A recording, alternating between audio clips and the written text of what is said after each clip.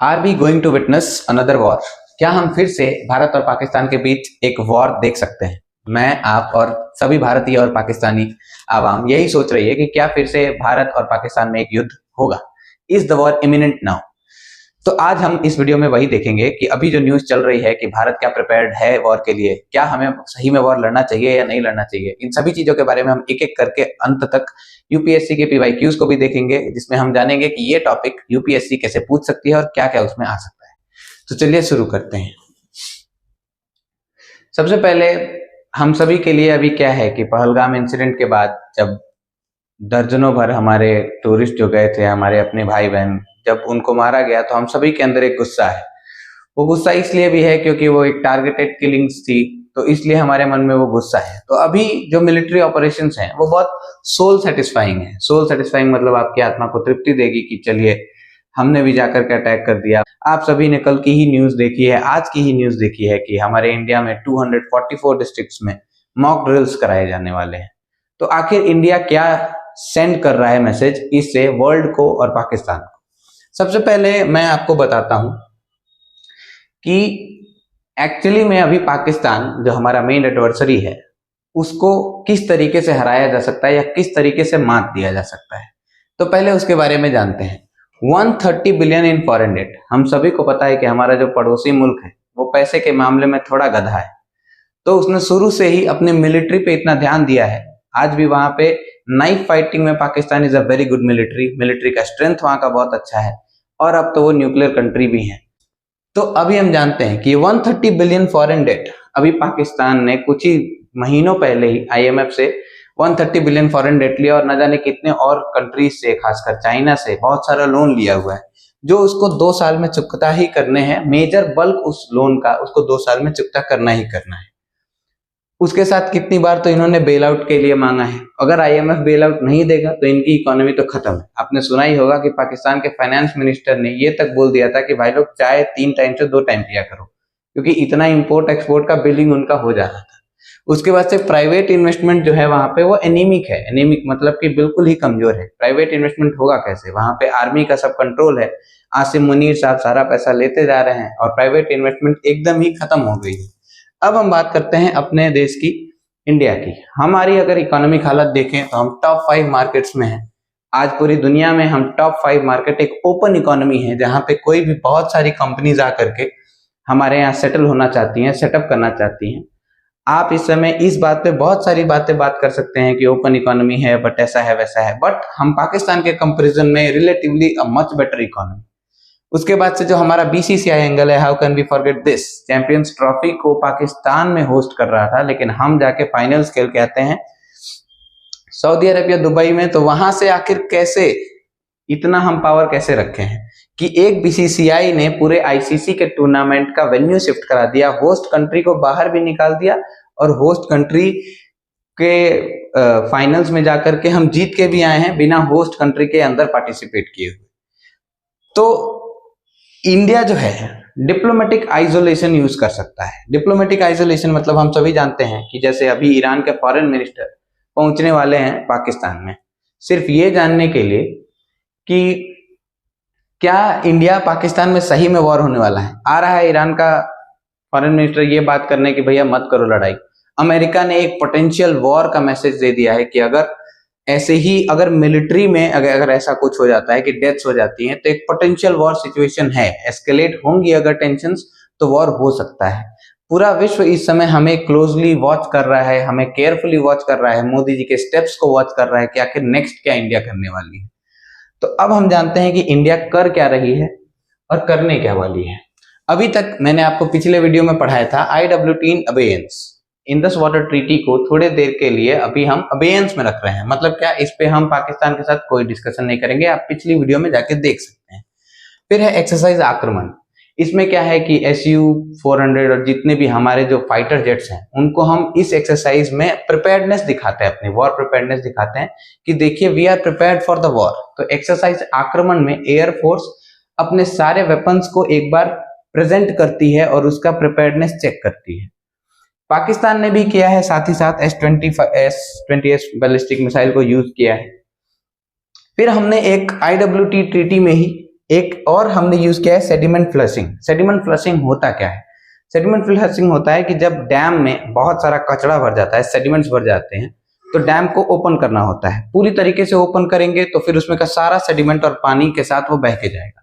तो इंडिया ने strategically sediment flushing के लिए, अब हम IWT एबेयंस में है तो हमको पूछना बताना नहीं है, हमने खोल दिए डैम और पूरा पत्थर और पानी चला गया। बाढ़ आ चुकी है पूरे के पूरे पाकिस्तान में, जो खरीफ क्रॉप को इम्पैक्ट करेगा, वहां के काफी खरीफ क्रॉप्स को इम्पैक्ट करेगा।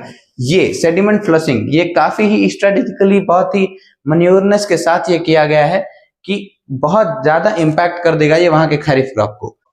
एक सॉल्यूशन नहीं हो सकता है, आप अगर पाकिस्तान को धीरे धीरे तोड़ोगे तो ज्यादा मजा आएगा। अभी हमने एक लेटेस्ट न्यूज पढ़ी है मॉक ड्रिल्स का। 244 डिस्ट्रिक्ट्स चूज किए गए हैं अलग अलग स्टेट में। मेरे सबसे करीबी डिस्ट्रिक्ट गोरखपुर में भी मॉक ड्रिल्स होने वाली है। वेडनेसडे से स्टार्ट होगी, सैटरडे को खत्म हो जाएगी। मॉक ड्रिल्स होता क्या है? मॉक ड्रिल्स मतलब कि हमें, जैसे एक फायर सेफ्टी का अगर मॉक ड्रिल हो रहा है तो आग लगा दी जाएगी और हमको बताया जाएगा कि कैसे इससे बचना है। वैसे ही ये बताया जाएगा कि अगर ब्लैकआउट्स हो जाते हैं, अगर आर्मी पे अटैक होता है तो हम कैसे प्रिपेयर्ड रहेंगे, एक सिविलियन कैसे प्रिपेयर्ड रहे अगर इंडिया पाकिस्तान वॉर पे जाते हैं। तो 244 डिस्ट्रिक्ट्स में हो रहा है एट अ बिग स्केल। तो इसका मतलब है कि मॉक ड्रिल्स अगर गवर्नमेंट करा रही है तो वो एक मैसेज भेजना चाहती है पाकिस्तान को कि देखो, we are preparing for the war, but is it imminent कि वॉर होगा ही होगा। अब आप देखिए, अब हम आते हैं फाइनल मैसेज पे कि वॉर होगा या नहीं होगा वो तो हमारे हाथ में नहीं है। That is in the hands of our political parties and the political leaders. वो हमारे आर्मी के हाथ में है। मोदी जी ने आर्मी को खुला हाथ दे दिया है, ऐसा न्यूज में आया था। लेकिन ये सब गवर्न तो वही कर रहे हैं, तो उन्हीं हमारे पॉलिटिकल पार्टीज और लीडर्स के ही हाथ में है कि वो डिसाइड करेंगे वॉर होगा या नहीं। लेकिन अब मैं आपको कुछ अलग मेजर्स बताता हूं जिससे हम पाकिस्तान को अलग अलग तरीके से मजा चखा सकते हैं, अगर हम देसी भाषा में बोले तो मैंने एक लाइन पढ़ी थी एक हिंदू के आर्टिकल में, credible deterrence lies less in the theatrics of retaliation and more in the cumulative imposition of cost।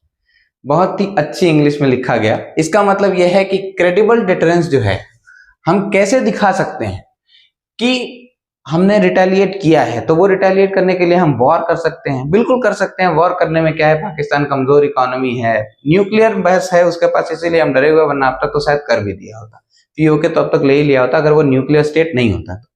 तो ये जो थिएट्रिक्स ऑफ रिटेलिएशन है, ये उतना अच्छा डिटरेंस है नहीं जितना क्यूमुलेटिव इम्पोजिशन ऑफ कॉस्ट है। आप निकालो उसकी इकोनॉमी, हमने अभी पढ़ी कि इकोनॉमी उनकी खराब है, वो कर्जे में चल रहा है, तो उनको और कर्जे में डालते हैं। वो कैसे डालेंगे, मैंने आपको बताया था, डिप्लोमेटिक आइसोलेशन। अलग अलग कंट्रीज जो हमारे पक्ष में है, हम उनको और अपने पक्ष में करते हैं, और जो उनके पक्ष में है उनको भी ये बताते हैं कि उनके पक्ष में रहने का कोई फायदा नहीं है। तो it is the long game that restricts adversaries. आप लंबा खेलिए, ज्यादा बेहतर खेलेंगे, not the short blows which are strategically irresponsible. इन अगर हम लॉन्ग गेम खेलेंगे तो हम उसको ज्यादा अच्छे तरीके से रिस्ट्रिक्ट कर पाएंगे। कैसे उनको तोड़ा जा सकता है? पाकिस्तान को तोड़ने के अलग अलग तरीके हैं। जैसे मान लीजिए अगर हम इकोनॉमी की बात करें तो इकोनॉमी में पाकिस्तान तो बहुत पीछे है हमसे। हमारा टेक्सटाइल एक्सपोर्ट बहुत बढ़िया है, हमको टेक्सटाइल एक्सपोर्ट में थोड़ा और कैलकुलेट करना है, थोड़ी और। हमें अगर पाकिस्तान को रिप्लाई देना है तो हम पाकिस्तान को बहुत सारे डिफरेंट तरीके से रिप्लाई दे सकते हैं। तो पहले डिप्लोमेटिक आइसोलेशन में आपको बता चुका हूँ। दूसरा है कि उनकी इकोनॉमी को और बेटर किया जाए और पूरा एकदम तरीके से ध्वस्त कर दिया जाए। जैसे कि हमारा टेक्सटाइल में हम अभी भी पीछे चल रहे हैं किसी ट्रेड में, हम टेक्सटाइल में और पैसा लगा सकते हैं क्योंकि पाकिस्तान का 40% ऑफ द ट्रेड उनके टेक्सटाइल एक्सपोर्ट से आता है। तो हम उसको पहले फंबल करते हैं, उसको पहले क्रश करते हैं। उसके बाद से और डिफरेंट तरीके से अगर हम पाकिस्तान को, जैसे BCCI भी हमारा इसमें काफी मदद कर सकता है। एक क्रिकेट का बॉडी भी इंडिया का इतना ज्यादा रप्चर कर सकता है उनके बैलेंस को कि पाकिस्तान हिल जाएगी। तो मैं ये कह रहा हूं कि स्लो पॉइजन दे के मार देते हैं ना, चाणक्य की नीति अपनाते हैं। तो ये तो मेरी तरफ से हो गया आपको। अभी हम आते हैं अपने मोस्ट इंपॉर्टेंट थिंग पे, जो है कि यूपीएससी के PYQs। आप देखिए, India Pakistan relations has always been contested, तो इसलिए ये तो हमेशा न्यूज में रहते हैं और हमेशा ही क्वेश्चंस पूछे जाते हैं। जैसे हमारा पहले यूपीएससी 2021 का ये क्वेश्चन है कि which one of the following statement best describe the LOC line of control sometimes seen in the news. अभी आपको बताना है कि इसमें से कौन सा है। ये काफी इजी क्वेश्चन माना जाएगा। डेमार्केशन मतलब होता है कि किसी भी चीज को मार्क कर देना। तो पहला ऑप्शन पढ़ते हैं, it is the international boundary between India and Pakistan. बिल्कुल नहीं, हमने नहीं माना है, इंटरनेशनली भी कई लोगों ने नहीं माना है कि पीओके या फिर एलओसी जो है उसमें पीओके जो आता है वो बाउंड्री की तरह यूज होगा। बिल्कुल नहीं, it is a demarcation line between the portions of Kashmir administered by India and Pakistan. Kashmir जो है वो एडमिनिस्टर किया जाता है इंडियन पाकिस्तान से, उसका लाइन ऑफ कंट्रोल है ये, इंटरनेशनल बाउंड्री बिल्कुल नहीं है। तो ये वाला ऑप्शन हमें करेक्ट दिख रहा है, बाकी हमको पढ़ने की जरूरत है नहीं क्योंकि यहाँ चाइना दिया हुआ है, यहाँ बांग्लादेश दिया।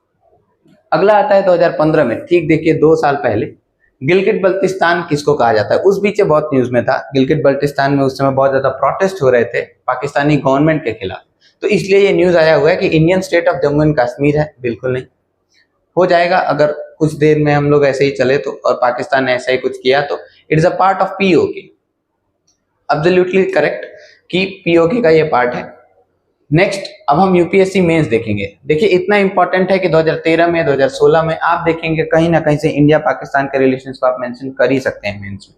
तो मेंस में पहला क्वेश्चन है, increasing cross border terrorism is a serious challenge to India Pakistan relation. In the light of this statement discuss the measures taken by India to deal with the issue diplomatic and militarily. आपको इसमें diplomatically भी answer करना है, militarily भी answer करना है, मतलब काफी सारे आपको डेटा फैक्ट्स निकालने पड़ेंगे और उसके साथ ही आप आंसर दे सकते हैं। सेम ये भी क्वेश्चन है, आप इसको भी देख सकते हैं, role of confidence building measures in improving bilateral relations. ये शांति वार्ता की बात है कि अगर हम इंडिया और पाकिस्तान का जब पीस रूट लेते हैं, हालांकि बस हम ले पाते हैं, उनको तो पीस का मतलब भी नहीं समझ में आता है, तो उसके लिए है ये आंसर। इसके आंसर्स आपको मॉडल आंसर्स अगर लिख के आप मुझे भेज सकते हैं तो हमारे टेलीग्राम पे कांटेक्ट कर सकते हैं, मैं एक बार देख सकता हूं। So this is the video guys, I hope कि वॉर ना हो, क्योंकि वॉर होगा तो वो इकोनॉमिकली टैटरिंग है दोनों कंट्रीज के लिए। फिर भी हम इमोशनली होकर सोचते हैं तो हमें बेहतरी फील होता है, बट आई होप कि हम वॉर के लिए ना जाए और हम स्लो पॉइजन के तहत पाकिस्तान को और कमजोर करें और कमजोर करें और कमजोर करें। So this will be the video, thank you, जय हिंद।